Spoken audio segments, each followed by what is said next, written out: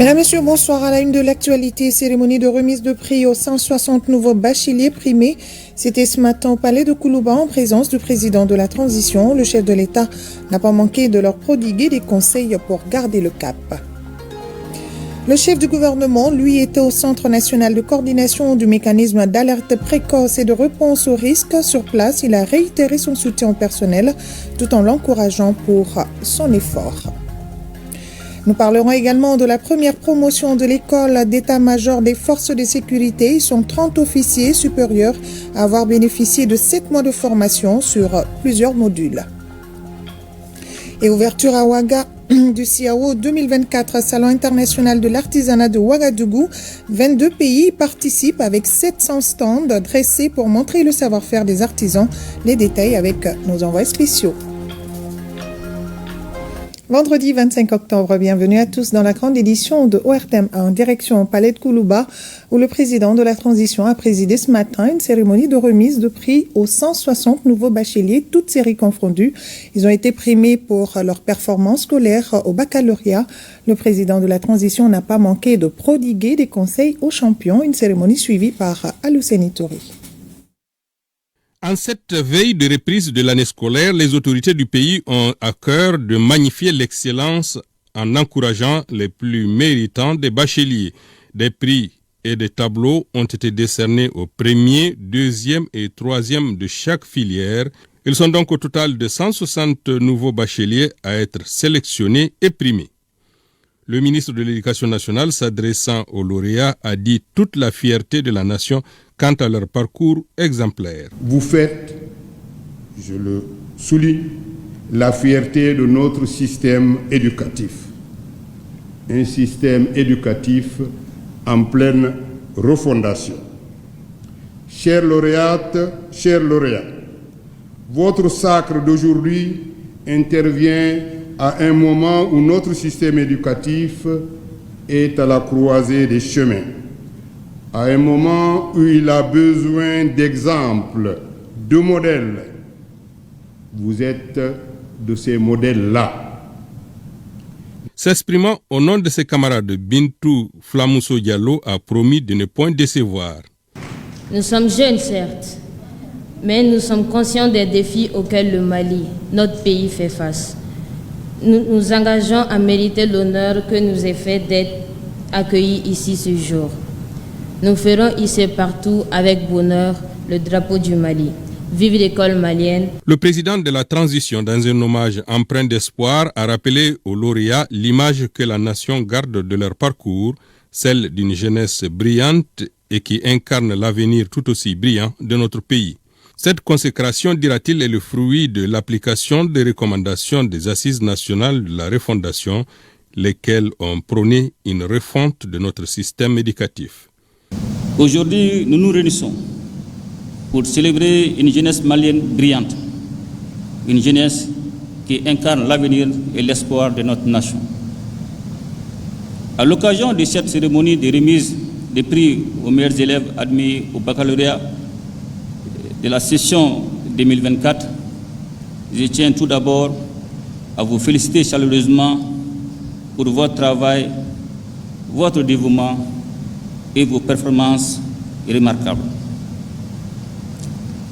Le peuple malien a réclamé lors des Assises nationales de la refondation une réforme de notre système éducatif afin qu'il réponde mieux aux besoins de développement économique et social du pays. Convaincu de cette impérieuse nécessité, le gouvernement s'est engagé dans des réformes ambitieuses, résolument tournées vers l'avenir.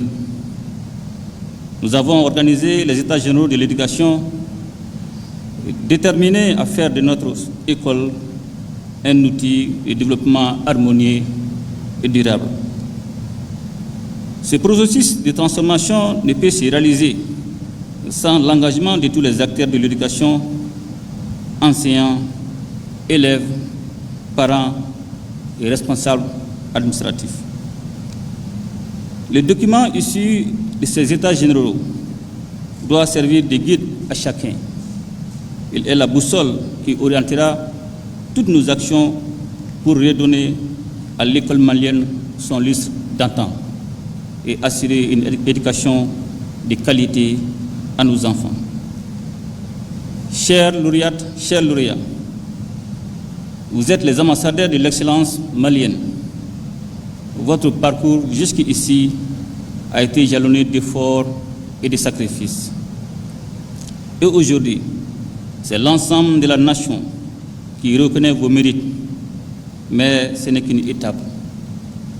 En entamant ce nouveau chapitre de votre vie, je vous exhorte à continuer de croire en vous, à faire preuve de courage, de persévérance et d'humilité. Le chef de l'État a par ailleurs prodigué quelques conseils sous forme de bréviaire dont ils doivent désormais se munir pour affronter les épreuves qui ne manqueront pas de jalonner leur chemin. Qu'on soit élève, on veut réussir. Qu'on soit artisan, on veut réussir. Qu'on soit politicien ou diplomate, on veut réussir. Donc c'est pour vous dire que l'homme a été conçu pour réussir et non pas pour échouer. Donc ça... Donc ça, c'est la question fondamentale que nous devons tous comprendre et accepter. La question du succès et de réussite, c'est un choix.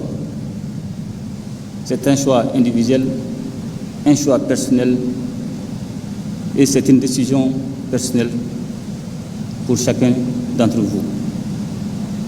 Comme on le dit, le succès est prévisible, comme l'échec aussi est prévisible. Tout dépendra de vous-même.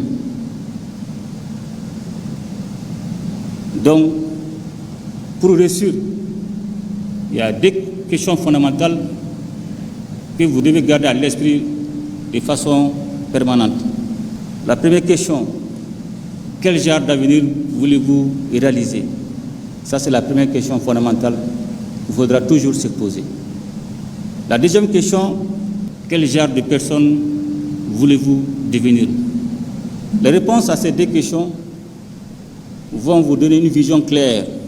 Donc quand vous avez défini les actions à entreprendre ou à réaliser quotidiennement, mensuellement, annuellement, vous devez avoir la discipline de votre vision.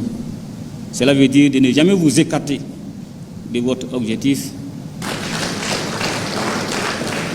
Cela va sérieusement vous amener à faire des choix, à choisir vos amis, à choisir vos fréquentations, à choisir vos loisirs.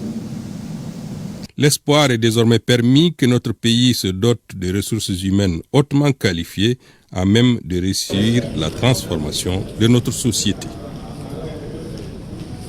Et vous pourrez suivre l'intégralité de cette cérémonie demain après la grande édition.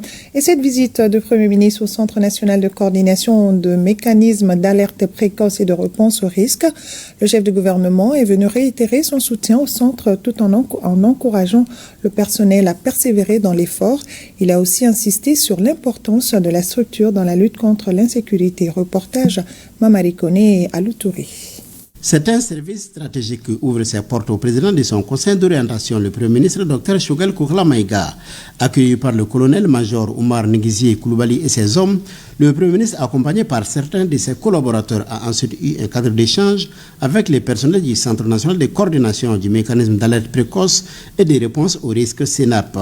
La population étant le centre de gravité, le centre, de par sa vocation et ses démembrements, demeure l'outil d'aide à la décision par excellence à la disposition du gouvernement, car il permet de coordonner les alertes, mettre en cohérence les synergies en vue d'obtenir les réponses efficaces, efficientes pour le bien-être des populations. Il a été également question du choix du site du centre et de la suite réservée aux productions du centre. En perspective, le CNAP entend mettre en œuvre le plan de travail 2024-2026, la production des rapports, ainsi que des visites d'information dans les ministères et les institutions. Ce que vous êtes en train de faire, je suis conscient de l'effort que vous êtes en train de faire. Je suis aussi conscient que vos revenus ont diminué. Ça peut avoir un impact négatif. Mais aujourd'hui, beaucoup de Maliens ont beaucoup sacrifié. Je vous demande aussi de ce sacrifice-là, de l'accepter. Je suis convaincu que c'est provisoire. Parce que la façon dont on est en train de réorganiser notre pays, Moi, je suis convaincu que si la gestion s'améliore au niveau de notre pays de l'AES, on pourra dire autre chose que ce qu'on est en train de faire aujourd'hui. Vous encourager à tenir bon. Créé en 2017, le Centre national de coordination du mécanisme d'alerte précoce et de réponse aux risques est un outil d'aide à la décision. Il a pour mission de collecter les informations et les données sur l'ensemble des défis de la sécurité humaine en général, avec comme thématique privilégiée la sécurité, l'extrémisme violent, le terrorisme, la criminalité transfrontalière, entre autres. Allez, un peu de sport avec le CNT. Journée citoyenne et sportive, la tradition a été respectée par le Conseil national de transition ce vendredi. En plus des activités sportives, les membres du CNT ont saisi l'occasion pour féliciter le président Malick Diaw pour son élévation au grade de général d'armée. Le reportage de Daouda Koni. Sur l'esplanade du Centre international de conférence de Bamako, les membres du Conseil national de transition procèdent très tôt ce matin à la montée des couleurs et s'adonnent à une séance d'aérobic de 10 minutes. Histoire de réveiller les muscles pour animer les ateliers sportifs des disciplines, à savoir le maracana, le volleyball, le basketball, le vélo et bien d'autres. Ces activités marquent la journée sportive et citoyenne du mois d'octobre. L'initiative est mise à profit par le président du CNT pour dire merci aux membres de l'institution pour leur confiance placée en sa personne. À cette journée citoyenne et sportive s'ajoute cette joie que le président du Conseil national de transition veut partager avec l'ensemble du peuple malien et particulièrement les honorables membres du Conseil national de transition qui font office de parlement. Donc c'est une occasion pour moi, encore une fois de plus, de rassurer l'ensemble du peuple malien que cette promotion, au-delà du mérite, est une responsabilité de plus. La fonction du général et l'aptitude qu'on doit exercer, je pense que c'est la volonté du peuple qui a permis vraiment que ce rêve soit vraiment une réalité. Et donc, je voudrais également saluer la résilience de l'ensemble du peuple malien qui a bien voulu placer leur confiance vraiment à l'armée. A rappelé que cette initiative de la Commission sportive et citoyenne du Conseil national de transition vise à créer un climat de paix, d'entente et de cohésion entre les membres. Sortie de la première promotion de l'école d'état-major des forces de sécurité du Mali, au total 30 officiers supérieurs de forces de sécurité, dont 2 personnels féminins, constituent cette première cohorte qui a fait 7 mois de formation sur plusieurs modules. Ce premier lot formé est composé de hauts cadres de la police nationale, de la gendarmerie nationale, de la protection civile et de la garde nationale. Les détails avec Al-Jumatina et Sambou Diakiti. La place d'armes de l'école de gendarmerie chef d'escadron Balakone, prise d'assaut par d'éminentes personnalités militaires dont le ministre de la Sécurité et de la Protection civile, a servi des cadres pour célébrer la sortie de la première promotion des cadres officiers supérieurs des forces de sécurité ayant suivi une formation de 7 mois à la toute nouvelle école d'état-major des forces de sécurité. Composée des 4 corps, la police, la gendarmerie, la protection civile et la garde nationale, cette première cohorte de 30 officiers, dont 2 personnels féminins de l'école d'état-major des forces de sécurité, est appelée désormais à jouer un rôle crucial dans un contexte de sécurité nationale et régionale marqué par le terrorisme, la cybercriminalité et la criminalité transfrontalière. Il est impératif d'avoir des cadres compétents, capables de coordonner efficacement les opérations, de prendre des décisions stratégiques éclairées et de conduire leurs unités avec professionnalisme. Je ne doute pas que l'éducation que vous avez reçue ici à l'école d'état-major vous a doté des outils nécessaires pour relever ces défis. Au lieu d'apprentissage, la nouvelle école d'état-major des forces de sécurité est un pôle d'excellence de par sa doctrine et son programme d'enseignement basé sur le concept de sécurité humaine. Elle s'évertue ainsi à former des officiers aptes à analyser et à produire des outils servant à la prise de décisions opérationnelles et stratégiques. La doctrine de formation est le concept défense-sécurité, soit 40% de défense et 60% de sécuritaire. La méthode de formation est basée sur des cours en présentiel, des exposés individuels ou en groupe, des travaux de recherche scientifique individuels ou en groupe, des sorties terrain, des conférences et des exercices de simulation. En ce qui concerne le bilan de formation, les domaines de renforcement des connaissances générales et capacités de commandement, des cours d'initiation à la géopolitique, à l'analyse géostratégique des conflits. S'inscrivant dans le cadre de la réforme de notre secteur de sécurité, l'école d'état-major des forces de sécurité est née de la volonté du chef suprême des armées, le général d'armée Assimi Goïta, en vue de doter le pays des forces de sécurité modernes, performantes, capables de faire face aux défis actuels et futurs. L'ouverture de l'école d'état-major des forces de sécurité s'inscrit dans cette vision stratégique du chef suprême des armées et dans une logique globale de refondation des forces de défense et de sécurité en vue d'assurer la sécurité des personnes et leurs biens sur l'ensemble du territoire national. Je me réjouis d'indiquer qu'à compter du 1er novembre 2024, l'école d'état-major des forces de sécurité accueillera des stagiaires de certains pays amis, notamment ceux de la Confédération des États du Sahel, AES, afin de partager son expérience dans le domaine de la formation des officiers d'état-major. M'adressant aux stagiaires, la formation que vous avez reçue dans cette école, il faut le rappeler, ne pourra trouver toute sa justification que dans l'effectivité de sa mise en pratique. Montrez-vous donc à hauteur de confiance et des attentes placées en vous pour votre propre image, l'image de vos corps respectifs et celle de notre prestigieuse école. C'est le chef d'escadron Sekou Nyare Tougoula de la gendarmerie nationale qui est le major de cette première promotion avec une moyenne de 17,37. En recevant avec humilité et fierté les insignes et diplômes de la stratégique école d'état-major des forces de sécurité, les récipiendaires disposent désormais des compétences nécessaires à œuvrer pour renforcer davantage la sécurité des personnes et de leurs biens.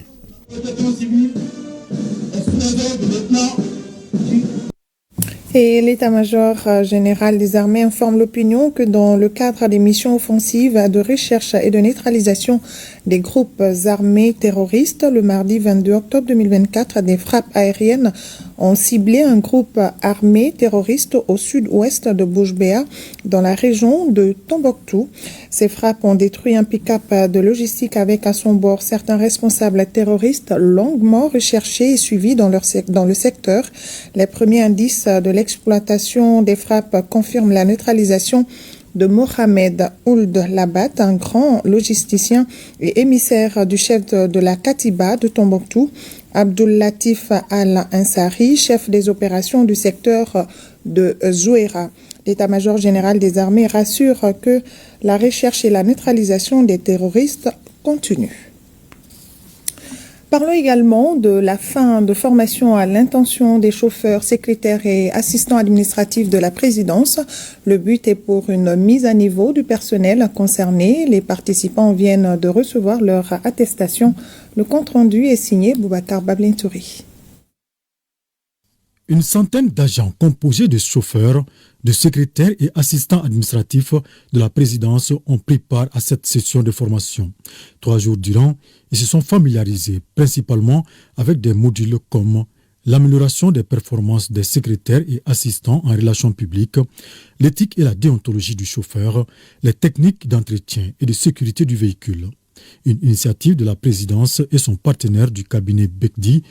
J'exhorte donc les 2 catégories de personnel à mettre en pratique les connaissances nouvellement rafraîchies, à cultiver les valeurs de performance aux fins d'atteindre notre objectif commun de performance et de diligence dans l'accompagnement du général d'armée, président de la transition, chef de l'État.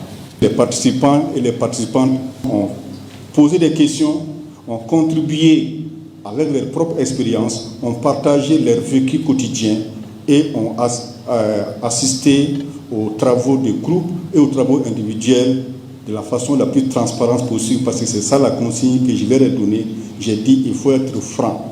Les récipiendaires, au terme de ces 3 jours de formation, disent avoir tiré le maximum de connaissances qui leur permettra désormais de mieux faire face à leur mission régalienne. Les compétences acquises lors de cette formation sont d'une grande utilité pour notre évolution professionnelle. En somme, nous nous réjouissons de cette formation et demandons à la hiérarchie de pérenniser de telles formations. La remise symbolique des attestations aux bénéficiaires de la session et une plaque de la chancellerie au cabinet Bekdi, remis par le grand chancelier des ordres nationaux du Mali en guise de reconnaissance, ont été les faits marquants de la cérémonie de clôture de la dite session de formation. Fondation Orange Mali fait don de véhicules de produits alimentaires, entre autres, un don destiné au gouvernement et à certaines associations œuvrant dans l'humanitaire. Le reportage de Youssouf Diakité et Gaussou Achtouri. À travers cette donation, la Fondation Orange Mali respecte une tradition, celle d'apporter sa contribution au mois de la solidarité et de la lutte contre l'exclusion. C'est une démonstration de la responsabilité sociale de l'entreprise. La présente cérémonie constitue la meilleure occasion pour manifester notre solidarité en faveur des couches les plus vulnérables du Mali et ainsi réitérer notre volonté de prendre part à la consolidation de la cohésion nationale dans notre cher pays, le Mali. Ainsi, nous procédons ce jour à d'importantes donations d'une valeur de 60 millions à plusieurs structures et à des associations en charge des victimes des inondations et des personnes démunies. Ces donations sont constituées de vivres et de denrées alimentaires, principalement pour la Direction nationale du développement social en vue de l'accompagner dans les actions d'aide à nos compatriotes. Toute la satisfaction est du côté des bénéficiaires, mais aussi du ministre de la Santé et du Développement social. Depuis 2005, aujourd'hui, nous sommes à la 20e édition que la Fondation finance les consultations ophtalmologiques et chirurgiques gratuites de la cataracte à travers tout le pays. Donc de Caille à Kidal. Il n'y a pas un seul centre de santé de référence que la Fondation n'a pas financé. Vous savez, la solidarité, quand ça devient un comportement de tous les jours, il n'y a plus rien à dire. Et cet exemple, nous l'avons connu avec le président de la transition, le général d'armée Assimi Goïta, qui a fait de la solidarité une action de tous les jours. Nous essayons de suivre ses pas et d'être à l'écoute des Maliens, de les satisfaire. Parce que le bien-être, comme on dit, la santé, ce n'est pas seulement l'absence de maladie, mais c'est un état de bien-être physique et moral. Et ça, nous essayons de l'atteindre avec tous nos partenaires. Merci à Orange pour tout ce que vous faites. Nous, ce que vous avez déjà fait pour nous, on pense que c'est des acquis et on va vous demander encore plus. Outre les bénéficiaires, tous les intervenants ont tour à tour salué la démarche et ces actions concrètes de la Fondation Orange Mali en faveur des couches vulnérables. Aussi, cette action humanitaire de la Banque pour le développement du Mali vient de remettre des vivres aux orphelins et aux veuves des militaires tombés sur le champ d'honneur. Le point avec Sokona Kamisoko. Par cette opération de distribution gratuite de produits alimentaires, la BDM SA, Banque pour le développement du Mali, fait prévaloir une affirmation de Raoul Folero selon laquelle nul n'a le droit d'être heureux tout seul. L'institution financière a offert 25 tonnes de riz, 10 tonnes de sucre et 480 bidons d'huile alimentaire de 5 litres aux enfants et aux veuves des militaires tombés sur le champ d'honneur. La direction générale de la BDM SA, à l'instar des éditions précédentes, a décidé de rehausser l'éclat de cette 29e édition du mois de la solidarité et de la lutte contre l'exclusion en faisant don de produits alimentaires d'une valeur totale de 20 millions de francs CFA à la direction du service social des armées. La BDM SA, par cette donation, entend contribuer à soulager la souffrance et la douleur des familles de celles et de ceux qui ont choisi de se sacrifier pour la défense de la patrie et la sécurité des personnes et de leurs biens. À travers ce geste, la BDM SA répond à l'un des soucis des autorités militaires, celui de contribuer à soulager tant soit peu les bénéficiaires. Nous tenons à remercier la BDM SA à travers le service social des armées pour cette marque de solidarité. Nous, les femmes veuves des militaires, nous savons que les efforts de nos maris n'ont pas été vains. Ces gestes d'assistance sociale de la part de la BDM SA est un bel exemple d'entraide et de fraternité. Elle constitue une assistance concrète aux familles de nos compagnons d'armes qui ont perdu leur vie en défendant notre chère patrie, le Mali. Cette gratification sans mesure allégera les charges des familles bénéficiaires. L'occasion était opportune pour le colonel-major Samaké de demander aux Maliens l'union sacrée autour de nos forces de défense et de sécurité afin que le Mali retrouve la paix et sa stabilité d'antan. Et afin de mettre fin aux violences basées sur le genre, les légitimités traditionnelles, les leaders communautaires et religieux du Mali s'y engagent et ils veulent mettre en place un réseau pour mieux sensibiliser et faire des plaidoyers auprès des cibles. Le compte-rendu est signé Barakissa Ouattara et Aboubakar Traoré.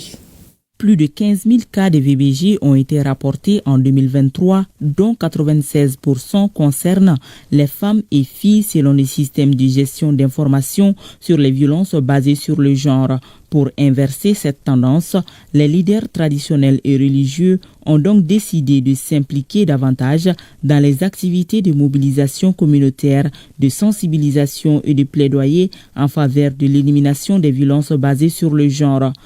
L'initiative se veut un espace ouvert d'accueil, d'écoute et d'échange pour toutes les citoyennes et citoyens, mais aussi des espaces conviviaux de proximité, des outils d'information et de sensibilisation sur les actions à mener dans la promotion de la femme, de l'enfant et de la famille à travers la lutte contre les violences basées sur le genre dans notre cher Mali.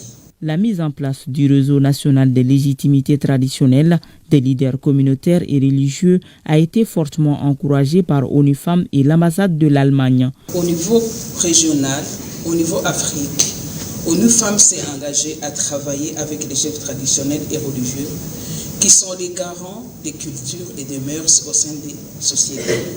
On compte vraiment sur vous, chefs traditionnels et religieux, pour changer ces comportements au niveau de nos sociétés.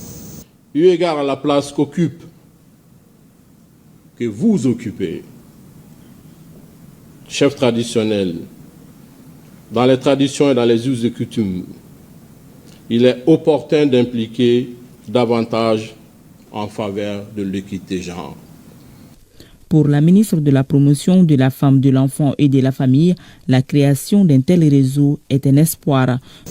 L'atelier de ce matin, au regard des enjeux et objectifs assignés, s'inscrit dans le cadre de la mise en œuvre des recommandations de la rencontre régionale tenue à Douala, au Cameroun, les 14 et 15 décembre 2022, comme ça a été dit, sur le rôle des chefs traditionnels et des leaders religieux comme acteurs du changement pour mettre fin aux violences faites aux femmes et aux filles. Après cette étape, suivra la phase des régions à travers 4 pôles de renforcement de capacité du réseau, à savoir Caille, Ségou, Sikasso et Mopti, avec l'organisation du Forum national des chefs traditionnels, leaders communautaires et religieux pour l'abandon des violences basées sur le genre de façon définitive. Et c'est possible. Le Fonds des Nations Unies pour la population a remis des kits de dignité aux femmes et filles handicapées de l'EDA, de l'UMAV et de l'AMALDEM. L'initiative qui s'inscrit dans le cadre de la promotion de la santé sexuelle et reproductive vise à contribuer au bien-être des personnes vivant avec un handicap. Reportage à Sorona Kamisoko. Solidarité agissante du Fonds des Nations Unies pour la population avec les couches démunies. C'est à travers des kits de dignité au bénéfice des femmes et des filles handicapées de l'école des déficients auditifs, de l'UMAV et de l'AMALDEM. UNFPA, en droite ligne de son mandat, est engagé depuis plusieurs décennies dans la promotion de la santé sexuelle et reproductive en mettant l'accent sur les personnes handicapées, selon le principe de ne laisser personne pour compte. Au niveau du FENIAP, les personnes handicapées sont considérées. Nous disons merci beaucoup au FENIAP.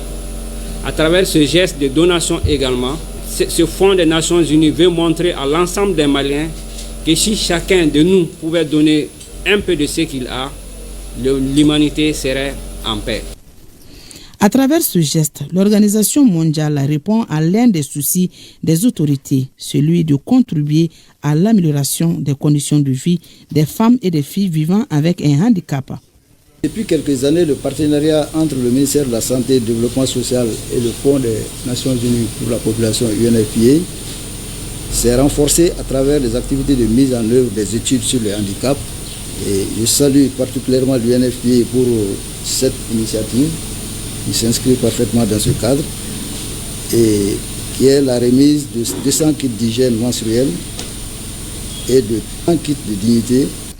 L'occasion était opportune pour le parrain de la 3e semaine, Eli Kamate, de remercier l'UNFPA pour son geste. Mieux, il a invité d'autres partenaires stratégiques à emboîter le pas comme pour toucher le maximum de femmes et de filles se sentant dans le besoin. Session de formation au profit des migrants maliens de retour. Cette session de formation concerne une quarantaine de nos compatriotes. Ils seront formés au métier de bâtiment, travaux publics et de transformation agroalimentaire. Aliou Abdoulaye Touri. La présence de 2 membres du gouvernement pour lancer cette session de formation au profit de 40 migrants marque l'importance que le gouvernement du Mali accorde à la question de la réinsertion socio-économique des migrants maliens de retour. Le retour au pays après une expérience migratoire souvent difficile peut représenter une nouvelle chance. En investissant dans la formation des migrants de retour, nous investissons dans l'avenir de notre pays. Ces formations sont conçues pour doter les bénéficiaires de compétences techniques et professionnelles adaptées aux besoins du marché du travail. La présente session de formation portera sur 3 secteurs porteurs d'emploi. Il s'agit du bâtiment, de la transformation agroalimentaire et de la coupe et couture. Cette année 2024 a battu tous les records, avec plus de 8000 cas de retour depuis seulement le 1er janvier à nos jours. Et nous nous préparons à en accueillir des milliers d'ici la fin de l'année. Les accueillir reste une obligation. Les accueillir dignement en leur offrant des pistes pour leur réintégration dans leur communauté d'origine constitue un droit pour eux, autant qu'une lueur d'espoir après l'échec initial d'une aventure qui a mal tourné. Les bénéficiaires de cette session de formation ont été invités à suivre avec assiduité les différents modules qui seront développés par les formateurs. Lancement de la 14e édition de l'opération Permis de conduire. Ils sont au total 150 jeunes de Kita, Koutiala et Bamako à bénéficier de ce programme qui s'inscrit dans le cadre du programme national d'action pour l'emploi en vue de réduire la pauvreté et d'atténuer le taux de chômage au Mali. Tchemogo Konaté. Coup d'essai en matière de conduite d'automobile pour Caleb Dounion, étudiant à la faculté des sciences économiques et de gestion. Dans cet exercice, il s'est fait assister par un agent qualifié de l'auto-école Kanaga. Ainsi, c'est parti pour la 14e édition de l'opération Permis de conduire au bénéfice de 150 jeunes de Kita, Koutiala et Bamako. Opération qui consiste à leur enseigner les règles de bonne conduite contenues dans le code de la route. Nous allons faire les signalisations. Donc dans les signalisations, nous avons ce qu'on dit les signalisations verticales. Il y a les panneaux de danger, il y a les panneaux d'obligation, il y a les panneaux d'indication et interdiction. Il y a les feux tricolores, il y a les balises. L'autre partie de la signalisation routière, c'est qu'on dit signalisation horizontale, donc les marquages au sol. Après la phase théorique, suivra celle de la pratique. Cette opération se situe dans le cadre du programme national d'action pour l'emploi en vue de réduire la pauvreté. Elle vise à doter de permis de conduire les jeunes apprentis chauffeurs qui pour la plupart apprennent le métier de chauffeur sur le tas. Faute de moyens, ces jeunes restent très longtemps au stade d'apprenti sans pouvoir passer leur permis de conduire.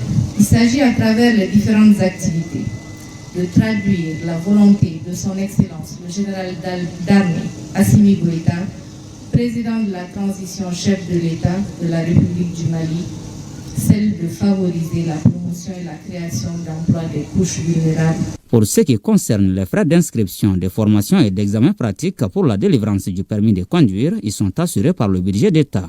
L'ensemble du processus s'étend sur environ 3 semaines. Rendons-nous en Colombie, plus précisément à Cali, où se tient la COP16 sur la biodiversité. Le partage de l'information du séquençage numérique et ses retombées a été maintes fois évoqué. Plus de détails avec nos envoyés spéciaux, Saka Konaté et Tayeb Adjaouyakoye. L'information du séquençage numérique permet d'utiliser les gènes des ressources génétiques dans différents domaines, notamment dans la fabrication des médicaments et l'industrie alimentaire. La gestion de l'information de ce séquençage et des revenus qu'elle génère divise les pays en développement et ceux développés. Lors des plénières de la COP16, la question a été abordée par les différents groupes régionaux qui réclament le paiement des ristournes. Le séquençage numérique fait partie du protocole de Nagoya. L'objectif, c'est le partage des avantages de l'utilisation des ressources génétiques. Le groupe africain a demandé à ce qu'on ouvre un guichet spécial pour le financement de ce protocole-là. Si on utilise ces ressources génétiques-là, il faut que la population en bénéficie en retour. En attendant de trouver un accord sur cette question, le Fonds mondial pour l'environnement a organisé à l'intention du groupe africain un panel sur l'élaboration des stratégies nationales de biodiversité et leur plan d'action, des documents qui doivent être prêts pour la COP17 prévue en 2026. Il était demandé à tous les pays d'identifier les indicateurs et les objectifs de la stratégie nationale biodiversité et plan d'action. Donc le Mali a pu faire ça. Le Mali fait partie des 108 sur les 196 pays qui ont pu honorer cet engagement. Le Comité national de suivi de la biodiversité a été mis en place par le ministre de l'Environnement, de l'Assainissement et du Développement durable. C'est pour suivre tout ce qui est prévu dans le cadre du cadre mondial. Il est prévu de faire par exemple ce qu'on devrait apporter ici, les indicateurs, les objectifs. Donc le comité doit suivre avec nous, pas à pas, tout ce qui est prévu est ce qu'on est en train de faire. Le Fonds mondial pour l'environnement appuie 139 pays en développement dans l'élaboration de leur stratégie nationale.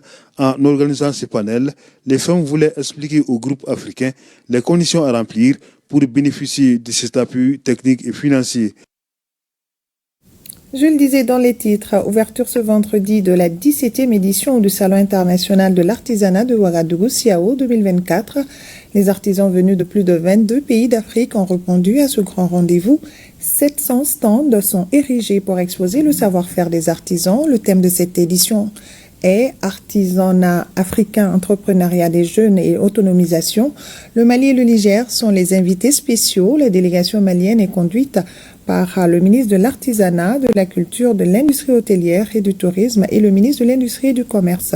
Les temps forts de la cérémonie d'ouverture présidée par le président du Faso, c'est avec nos envoyés spéciaux, Mamadou Fané et Alou Bekoni.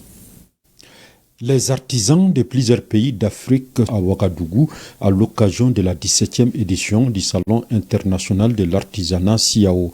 Environ 3500 exposants venant de diverses origines sont attendus à cette rencontre internationale dont la cérémonie d'ouverture était présidée par le capitaine Ibrahim Traoré, président du Faso. Secteur clé de l'économie africaine, l'artisanat contribue à plus de 20% du PIB du continent et emploie plus de 60 millions de personnes, majoritairement des jeunes. Il constitue une source essentielle de revenus pour de nombreux ménages, tout en constituant un levier incontournable de croissance et de réduction de la pauvreté. Le Mali prend part à cette édition avec une forte délégation de plus de 100 personnes qui exposeront le savoir-faire de l'artisanat malien. Je tiens à saluer et à féliciter nos artisans qui ont fait massivement le déplacement. Nous attendons d'eux, comme toujours, des distinctions, des trophées, mais surtout pour marquer l'image du Mali, l'image de la créativité malienne à l'occasion de cette édition. Le SIAO, après 34 années d'existence, mobilise à chaque édition des participants provenant des 4 coins du monde. Cette édition ne fait pas exception et est honorée par la présence d'éminentes personnalités, des professionnels du secteur de l'artisanat, des exposants et des festivaliers, tous mobilisés pour magnifier pendant 10 jours l'artisanat dans toute sa richesse et toute sa diversité. Le thème de cette édition est artisanat africain, entrepreneuriat des jeunes et autonomisation. Un thème qui est d'actualité dans les pays membres de l'Alliance des États du Sahel, dont le Mali et le Niger sont les invités spéciaux de cette édition. La cérémonie d'ouverture a été l'occasion de magnifier la culture africaine à travers un spectacle offert par le Palais national du Burkina, symbolisant le brassage des peuples. L'ambassadeur du Mali au Sénégal, Aboubacar Biro Diallo, a présenté hier jeudi ses lettres de créance à Bassirou Diomaye Faye, président de la République du Sénégal. Lors de l'audience qui lui a été accordée, l'ambassadeur du Mali a transmis au président sénégalais les salutations du président de la transition, le général d'armée Assimi Goïta, chef de l'État, avant d'exprimer son engagement à continuer significativement au renforcement des relations d'amitié et de coopération entre les deux pays. Dans cette perspective, les deux personnalités ont échangé sur la poursuite de concertation politique et le renforcement des domaines d'intérêt commun de coopération, y compris les échanges économiques et commerciaux. Elles ont évoqué la coordination des actions dans le cadre de la lutte contre le terrorisme, le renforcement de la préservation de l'environnement et la promotion du développement durable, ainsi que la tenue de la 14e session de la Grande Commission mixte de coopération bilatérale. Deuxième édition du Forum panafricain de la jeunesse du Sahel. Le thème porte sur l'analyse de la situation géopolitique dans le Sahel. Quel rôle pour la jeunesse? Pour débattre cette thématique à Bamako, des délégations sont venues du Niger, de Burkina Faso, de la Côte d'Ivoire, du Tchad et du Sénégal. Les travaux se déroulent au Palais des Pionniers de Bamako. Reportage Youssouf Diakité et Karunga Konaté. Situation géopolitique dans le Sahel, quel rôle pour la jeunesse? C'est le thème choisi pour cette première édition du Forum panafricain de la jeunesse du Sahel. Pour une participation effective à caractère régional, les délégations sont venues du Burkina Faso, du Niger, de la Côte d'Ivoire, du Tchad, de la Guinée-Conakry et du Sénégal. Nous avons espoir et nous pensons que si nous maintenons cette dynamique-là, il peut y avoir victoire. Et à coup sûr, nous allons vers la victoire. Maintenant, il faudra que la jeunesse africaine, de manière globale, prenne ses responsabilités. Toute la jeunesse burkinabé, des 13 régions, les leaders d'organisations de la société civile de soutien se sont mobilisés. Avec, bien sûr, toutes les listes possibles pour se rendre ici à Bamako pour seul objectif, venir contribuer aux actions qui peuvent faire avancer nos différents pays de l'AES. Au cours du forum, les panélistes vont développer des thématiques relatives au rôle des jeunes dans la lutte contre le terrorisme et l'utilisation des réseaux sociaux en temps de crise, à la cohésion sociale et au développement durable. Toutes choses qui cadrent avec les orientations des chefs d'État de la Confédération des États du Sahel. Dans ce haut lieu du mémoire panafricain bourré de valeurs et plein d'histoire, nous en sommes fiers et très fiers pour la détermination sanglante de la jeunesse du Sahel, en particulier celle de l'AES. Faut-il le rappeler, les autorités de la Confédération des États du Sahel mettent un accent particulier sur la création d'opportunités en faveur de la jeunesse de l'AES. Chers jeunes panafricains, vous êtes et vous serez la tête de proue de luttes engagées pour une souveraineté véritable et totale de nos différents pays du Sahel et de l'Afrique. Cette première édition du Forum panafricain de la jeunesse du Sahel dure 3 jours. Démarrage des travaux de la deuxième journée des neurosciences. L'accent est mis sur l'épilepsie, les caractéristiques de la maladie, son évolution et son traitement. Nous retrouvons Youssouf Diakité. Cette deuxième journée de la Société malienne des neurosciences s'articule autour de la thématique centrale épilepsie. Il s'agit d'expliquer à l'assistance les caractéristiques de la maladie, les causes, l'évolution et le traitement. L'épilepsie touche des millions de personnes à travers le monde et pose de nombreux défis en termes de diagnostic, de traitement et de prise en charge. C'est pourquoi il est crucial de continuer à explorer de nouvelles pistes de recherche, de partager nos découvertes et de travailler ensemble pour améliorer la qualité de vie des patients. Plusieurs communications sont prévues au programme de cette deuxième journée des neurosciences. Communication relative à la prise en charge des personnes vivant avec l'épilepsie dans les services de neurologie, les manifestations psychiatriques sous traitement antituberculé, entre autres. Cette journée est une occasion privilégiée de renforcer les liens entre les chercheurs, de dialoguer avec les experts et de découvrir les avancées scientifiques en neurosciences. Il offre également une plateforme pour les jeunes chercheurs et étudiants qui pourront présenter leurs travaux, échanger avec les spécialistes et ainsi contribuer à l'enrichissement de cette journée. La deuxième journée des neurosciences de Bamako est un espace qui regroupe les chercheurs, les cliniciens et les étudiants en médecine pour engager la réflexion autour des dernières avancées dans le domaine des neurosciences. L'actualité régionale nous amène tout d'abord à Mopti et à Tombouctou. Les gouverneurs des deux régions ont visité des écoles afin de s'assurer des dispositions prises pour la rentrée scolaire 2024-2025 prévue pour le 4 novembre prochain. ORTM Mopti, Boubacar Sankaré et ORTM Tombouctou, Najim Baba Sissé. La rentrée scolaire 2024-2025 sera-t-elle effective dans l'académie d'enseignement de Mopti à la date du 4 novembre?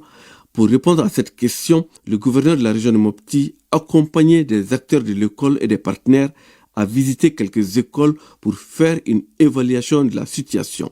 Il s'est d'abord rendu à l'école fondamentale de Bargondaga qui accueille les sinistrés des inondations des villages de Bignaville et Némédé. La délégation a ensuite visité le lycée ATT qui dispose d'une grande cour pour recevoir éventuellement les élèves des écoles inondées. La rentrée est possible, mais sous réserve de son effectivité. Dès la réalisation de hangars pour ces élèves qui doivent se délocaliser dans une autre enceinte et ces sinistrés qui doivent quitter les écoles, ça c'est des questions qui sont en train d'être dégrossies et les partenaires de l'éducation sont aussi à l'œuvre pour nous appuyer dans ce sens. D'autres dispositions sont prises par les autorités scolaires communales et les partenaires pour une rentrée scolaire réussie dans l'académie d'enseignement de Mopti. Développer des stratégies en alternative pédagogique, les cours de rattrapage, les cours à distance, au profit de ces élèves. Nous allons mettre à la disposition des enfants d'Épinasse qui vont les transporter de Yenekadaga au quai de Terembléni pour qu'ils puissent accéder directement à l'école urbaine Sissé. Et on va mettre des tentes pour accueillir ces enfants-là. On est toujours prêt pour notre travail. À tout moment, l'enseignant est prêt pour accomplir son métier. À la date du 24 octobre 2024, l'Académie d'enseignement de Mopti enregistre 36 écoles inondées, dont 2 endommagées et 8 écoles occupées par les sinistrés et les déplacés. L'AP 1 et 2, Mahaman Fondogoumon, le groupe scolaire Sidi Mahamoud, Bahadou Aboubakar, SAB Santao et Cheknou de Kabara sont les quelques écoles de Tombouctou visitées par le gouverneur et sa délégation. Par cette visite, le chef de l'exécutif régional voulait s'assurer des dispositions prises par les responsables scolaires pour bien démarrer l'année scolaire 2024-2025, prévue le 4 novembre prochain. À notre niveau, tout est prêt. Les classes sont prêtes. Tout est prêt pour accueillir les enfants ici à l'école de la P2. Dans chacune des écoles visitées, l'atmosphère prouve que des mesures ont été prises en amont pour l'ouverture des classes à la date indiquée par les hautes autorités. L'ouverture est bel et bien possible le 4 novembre 2024 dans la région de Tombouctou. À Nyafunke, où il y a un déplacement massif de la population, il y a beaucoup de villages qui sont à Nyafunke. Donc les élèves de ces villages sont à Nyafunke. Maintenant, il faut aussi que ces élèves étudient. Donc pour cela, donc, on a pris des dispositions donc, avec les tentes. Donc c'est des espaces d'apprentissage temporaires qu'on va mettre en place pour que ces enfants aussi puissent en tout cas bénéficier de leur droit fondamental qui est l'éducation. Le gouverneur est très requinqué par cette visite. De visu, nous-mêmes nous avons constaté que toutes les conditions sont réunies pour l'ouverture du 4. Et c'est le lieu pour moi de remercier tous les partenaires de l'éducation, à commencer par les partenaires sociaux, les syndicats, les CGS, les partenaires techniques et financiers qui continuent à appuyer l'éducation. Selon les directeurs des académies d'enseignement de Tombouctou et de Gourmararousse, chacun des responsables scolaires est fortement engagé à son niveau pour l'ouverture des classes le 4 novembre prochain. Mois d'octobre, mois de la solidarité et de lutte contre l'exclusion, le gouverneur de la région de Ségou a rendu visite aux 2 personnes les plus âgées de la commune urbaine de Ségou. Même exercice à Nioro du Sahel, le gouverneur s'est rendu chez les doyens de la localité. Ces personnes du 3e âge ont également reçu des présents au RTM Ségou, Ramata Konaté et Moussa Diakité depuis Nioro du Sahel. Le Mali, terre de solidarité, de respect, de considération des personnes âgées, de par leur rôle dans nos familles et communautés. Ces valeurs ancestrales, une fois encore célébrées dans la région de Ségou. Le gouverneur, avec les mains pleines de cadeaux, rend visite aux 2 personnes les plus âgées de la commune urbaine de Ségou. Diakité Fatoumata Maïga, 104 ans, domiciliée au quartier Banani Sabakoro. Elle a 6 enfants, 19 petits-enfants et 23 arrière-petits-fils. Toute émue par cette visite, la vieille Fatoumata nous lâche ces quelques mots. Que Dieu exauce mes vœux de prospérité pour le Mali et le président Assimi Goïta. Entente et confiance entre Assimi et les Maliens. Puis ce fut le tour de Cheikh Oumar Samake, 92 ans, logé à Sokalakono, de recevoir la visite du gouverneur de Ségou et sa délégation. Il est père de 16 enfants avec 32 petits-enfants et 10 arrière-petits-fils. Merci pour ce geste, Valérie. Que Dieu nous gratifie davantage. Nous vous souhaitons la paix et la quiétude que nous avons connues. Bon courage et de la compréhension pour une meilleure gouvernance. Nous avons toujours reconnu en région de Ségou que la solidarité n'est pas qu'une affaire du mois d'octobre. Elle doit être une action pérenne de tous les jours, de cette édition jusqu'à la prochaine édition. Question d'être solidaires les uns et les autres pour pouvoir gérer le quotidien de chaque Malien et de chaque Malien. Je voudrais profiter pour sincèrement remercier M. le gouverneur et nos plus hautes autorités pour en tout cas ce mois de solidarité et qui consacre réellement leur engagement vraiment à promouvoir cette valeur culturelle chez nous. En marge de cette activité du mois de la solidarité et de la lutte contre l'exclusion, le gouverneur a procédé à la remise symbolique de 66 motos-ambulances aux régions de Ségou et San, un don de l'USAID Kenya Nyeta pour l'amélioration de la santé des populations.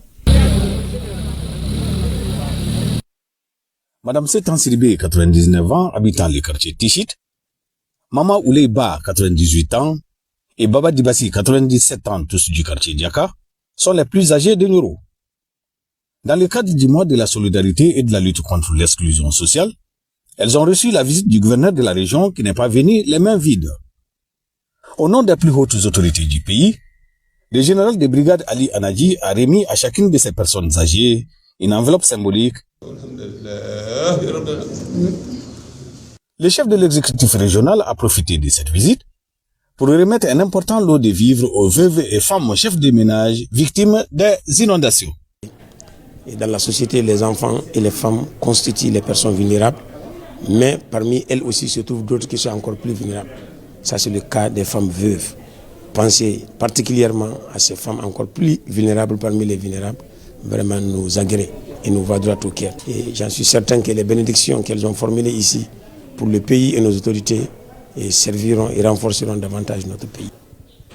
Et c'est pour moi un moment de se souvenir de nos personnes âgées et de leur manifester la place, la reconnaissance de la place qu'elles occupent. Nous avons également remis des kits aux femmes, veuves et femmes chefs de famille. Au nom du président de la transition, chef de l'État, son Excellence, le général d'armée, Assimi Goïta. À Kidal, c'est plutôt des semences et des équipements agricoles qui ont été remis aux maraîchers d'une valeur de 13 millions de francs CFA. Sidi El-Medi Ag Al-Baka et Sungalo Doumbia.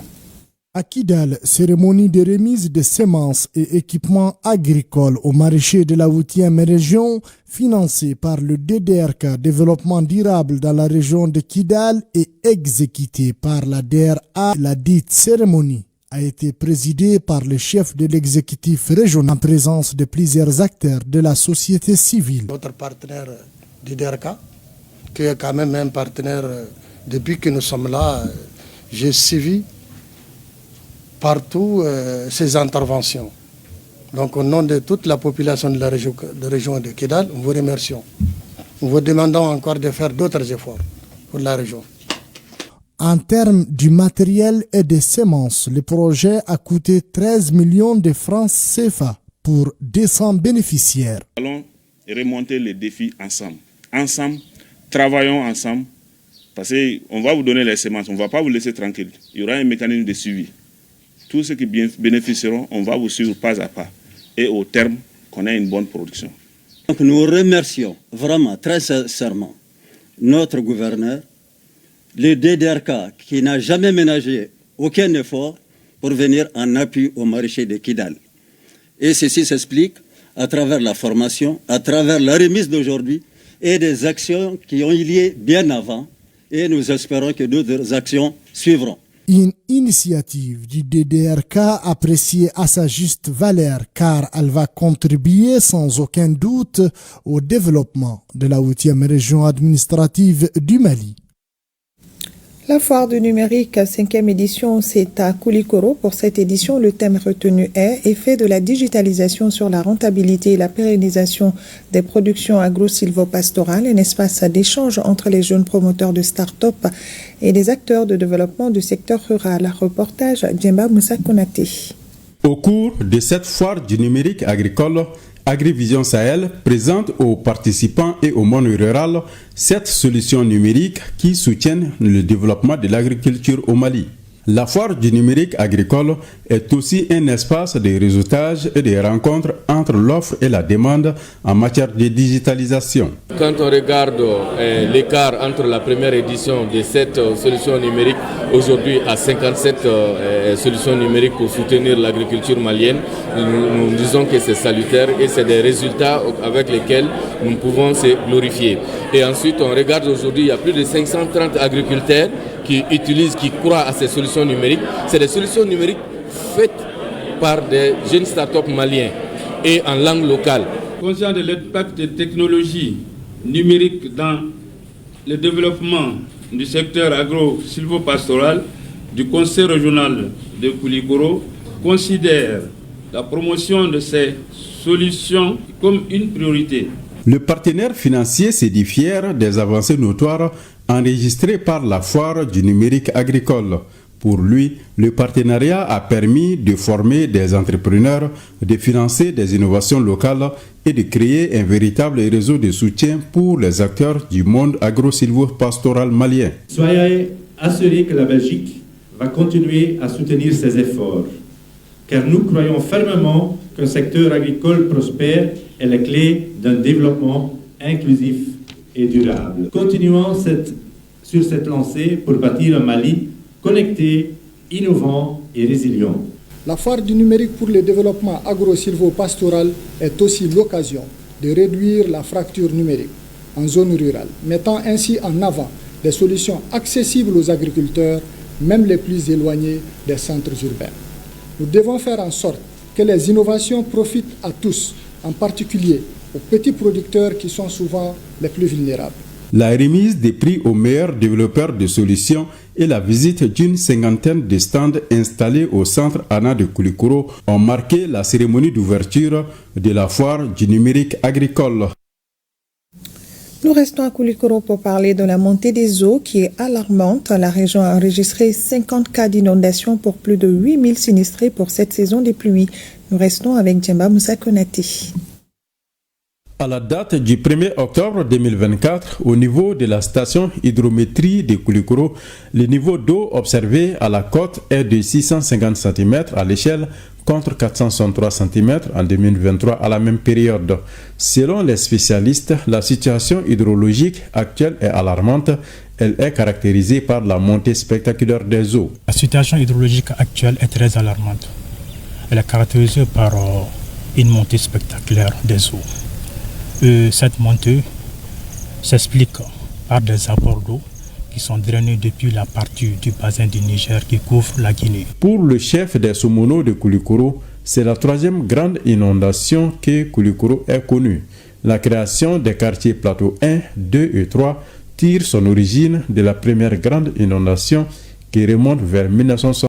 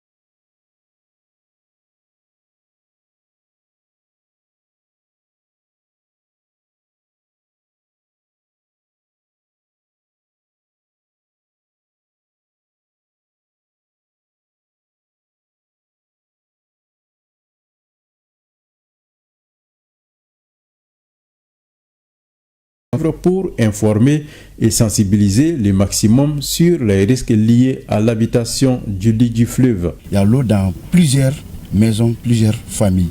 Et nous avons demandé à ces gens de quitter immédiatement les différentes maisons compte tenu de la montée des eaux. Face à cette montée spectaculaire des eaux du fleuve Niger, le chef de l'exécutif régional invite les habitants à respecter les mesures sécuritaires édictées. Les usagers qui se trouvent sur le fleuve ou aux abords des cours d'eau doivent prendre toutes les dispositions nécessaires pour évacuer les lieux.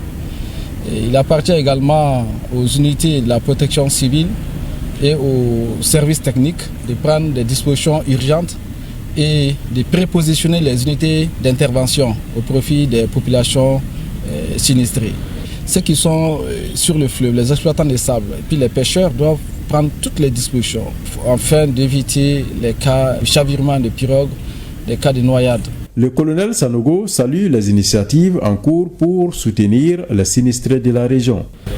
Déjà, le ministère de la Réconciliation a donné un chèque géant pour permettre à la région de soutenir, en tout cas, les sinistrés de la région. Et hormis tout ça, au niveau de la région, nous avions aussi collecté des fonds. Et donc, ces fonds servent déjà à soutenir les sinistrés se trouvant au niveau des écoles. Du début de la saison des pluies à aujourd'hui, 50 cas d'inondation pour plus de 8000 sinistrés ont été enregistrés dans la région de Koulikoro. Le budget primitif au titre de l'exercice 2025 de la mairie du district de Bamako est estimé à plus de 57 milliards de nos francs. L'information a été donnée hier par les membres de la délégation spéciale au cours du traditionnel débat public qui se tient chaque année, une occasion de rappeler les actions menées par la mairie du district. Tchemoro Konati.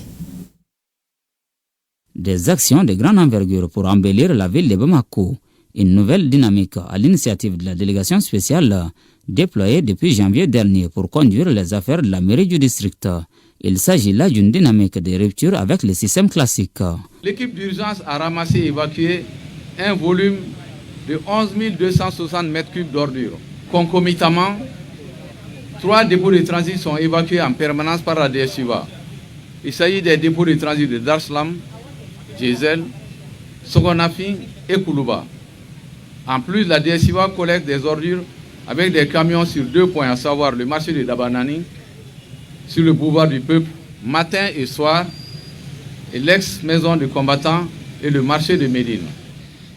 Dans le cadre de ces opérations, la DSUVA a évacué un total de 109 800 mètres cubes d'ordures. Parallèlement au contrat de location des caissons, la DSUVA collecte des ordures à travers des caissons posés dans certains endroits sensibles du district. Dabanani, Dibida, l'ex-Voirie, Al de Bamako, Gare routière, Djikoroni Para. La liste n'est pas exhaustive. Pour parvenir aux résultats engrangés, les autorités ont de prime abord procédé à l'optimisation des ressources propres de la mairie qui sont passées de 385 millions à plus de 4 milliards de francs CFA, ce qui a permis le renforcement des moyens humains et matériels. De quoi rassurer la population. Je suis présidente d'une délégation spéciale mise en place bien après celle du district. Nous sommes un peu aussi à leur école. Ça me permet de savoir comment le processus fonctionne, dans la mesure où nous-mêmes nous sommes en train de préparer notre propre restitution. 385 millions dans un compte pour se retrouver dans 9 mois à 4 milliards 144 millions. Je crois qu'il y a de quoi justifier l'arrivée de la délégation spéciale. Donc ça veut dire que chaque mois, pendant les 9 mois, il y a une mobilisation de 422 millions par mois. Ça veut tout dire. En dépit des avancées enregistrées, des défis restent à relever. Il s'agit par exemple de la réhabilitation du marché aux roses, de l'assainissement et de l'éclairage des halles de Bamako, sans oublier la problématique du dépôt des transits des ordures en commune 4. Des préoccupations sur lesquelles les membres de la délégation ont apporté des éclaircissements. Cette séance de débat, faut-il le souligner, est un exercice annuel bien en place au cours duquel le budget primitif est rendu public pour les actions futures. Pour l'année 2025 qui pointe à l'horizon, ce budget est estimé à plus de 57 milliards de francs CFA.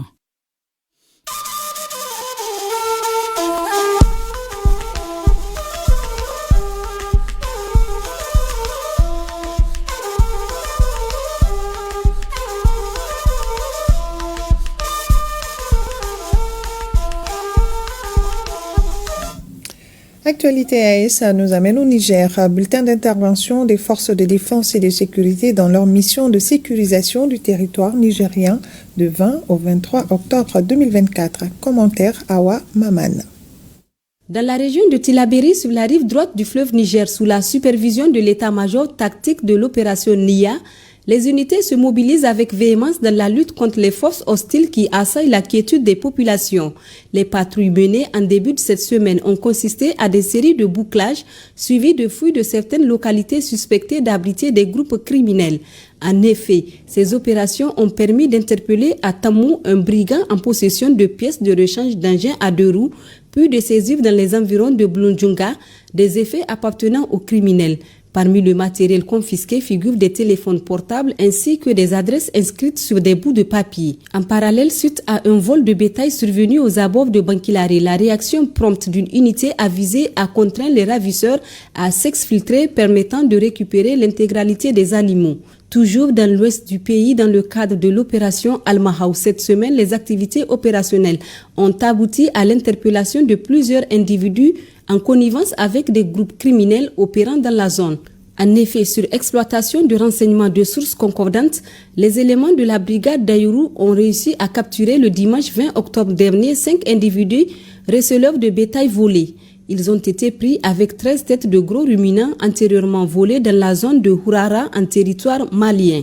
Dans une autre intervention à Ayourou, 2 individus identifiés comme agents de renseignement et de ravitaillement au profit des groupes criminels ont été capturés. Dans la région de Dosso, dans le cadre de l'opération Damissa, une patrouille des forces de sécurité a intercepté 2 véhicules suspects à environ 7 km à l'ouest de Douchi, dans la région de Dosso. En parallèle, les éléments du poste militaire de reconnaissance de Bosso, exploitant un renseignement, ont mené un raid à la périphérie du village. Cette opération a permis l'arrestation d'un chef terroriste de Boko Haram, recherché par le service central de la lutte contre le terrorisme et la criminalité transnationale et organisée.